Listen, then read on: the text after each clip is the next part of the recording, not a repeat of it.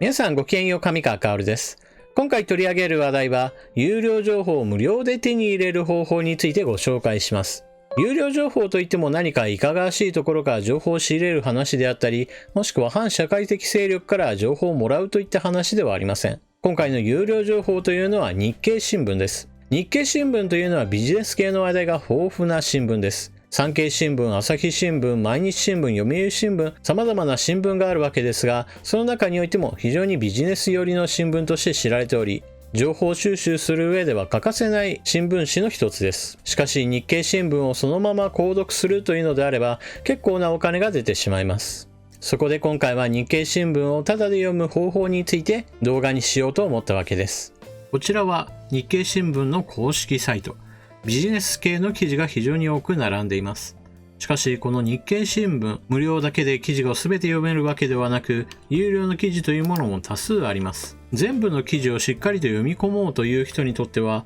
これは無料版ではなく有料版にした方がいいなと思うのは当然なのですが、しかしその金額というものはそこそこします。こちらがその金額になります。日経電子版であれば月4277円。日経新聞こちらの紙であれば4900円。さらに電子版と紙の媒体、この2つを両方した場合だと月5900円にもなります。しかし日経記事は無料で読めます。月額4277円。それに12ヶ月で1年間で51,324円。ある簡単な条件を達成するだけです。手間はかかっても非常に簡単です。では一体どんな手間がかかるかというと、それは楽天証券の証券口座を持つことです。証券会社の口座を持つのと思われる方もいるでしょうが、証券口座を持つことそれ自体には何か口座の維持手数料がかかるわけではありません。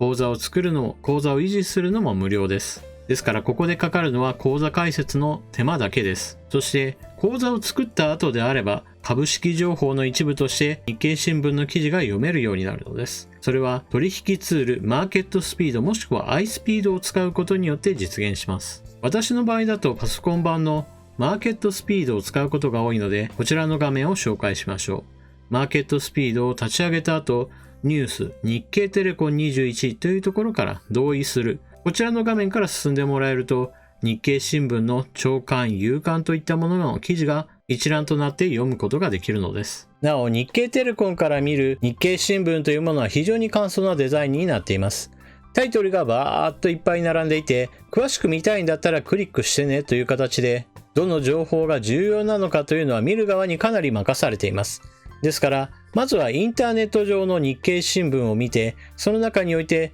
自分が興味があったものがあれば、この日経テレコンを通じて有料記事も読んでしまおうという使い方が一番良いでしょう。しかし、私自身は非常に多くの新聞などに目を通す関係で、必ずしも本文に全て目を通すわけではありません。例えば、朝起きてどのような報道機関の記事を読むかといえば、まずは産経新聞、朝日新聞、読売新聞、AFP、BBC、またニュースが大量にある Yahoo ニュースなど、ひとまず一通りの報道機関のインターネット上のサイトなどに目を通し、その中において気になったものだけをその中身を読み込んでいくという形をとっています。ですから、日経テレコンのようにタイトルだけがずらずらっと並んでいるというのも、全体を把握する上では流し読みするのに最適かもしれません。また、このように多くのニュースサイトなどを見るというのは、情報を比較する上で非常に重要です。例えば、朝日新聞ばかり読んでいてば、朝日新聞の悪いところというのはなかなか気づきにくいものです。しかし、複数のニュースサイトを見ていれば、この記事は何かおかしいぞというのが他の報道機関との差によって気づくことができるのです。そして、今回ご紹介したように日経新聞の記事というものは基本的にはビジネス寄りです。しかし、世の中というものは経済を中心に回っているということを重要視しなければなりません。決して政治家だけの動きだけを見ていれば全体がわかるわけでもありませんし、軍事ばかりを追いかけていればそれで全てがわかるというわけでもありません。経済のニュースというものは今社会全体で何が起こっているのかというのを理解する上で非常に重要な情報の一つです。今回ご紹介した情報というものは知っている人にしてみれば、そんなの知ってるという話であり、別に珍しいものでも何でもありません。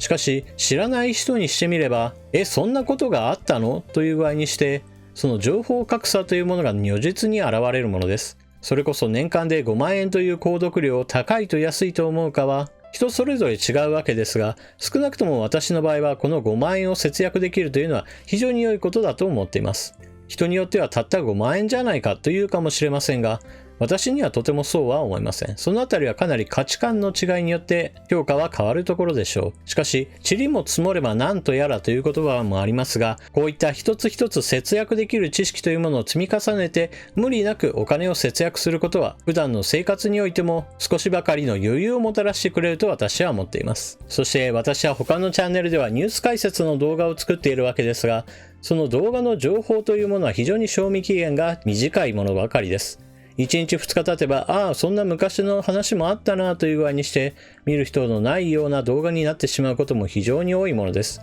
ですから、このチャンネルにおいては少しでも情報の賞味期限が長いものについて動画にして皆さんにお伝えできればなと思っています。知っていれば得になる、損をしないで済む、そういった知識というものは、それこそ多ければ多いほど大きな効果を生むものだと思います。それでは動画を最後までご視聴いただきありがとうございました。チャンネル登録していない方はぜひともチャンネル登録を。そして動画を見終わったら評価ボタンのクリックもよろしくお願いします。それでは次の動画でまたお目にかかりましょう。またね。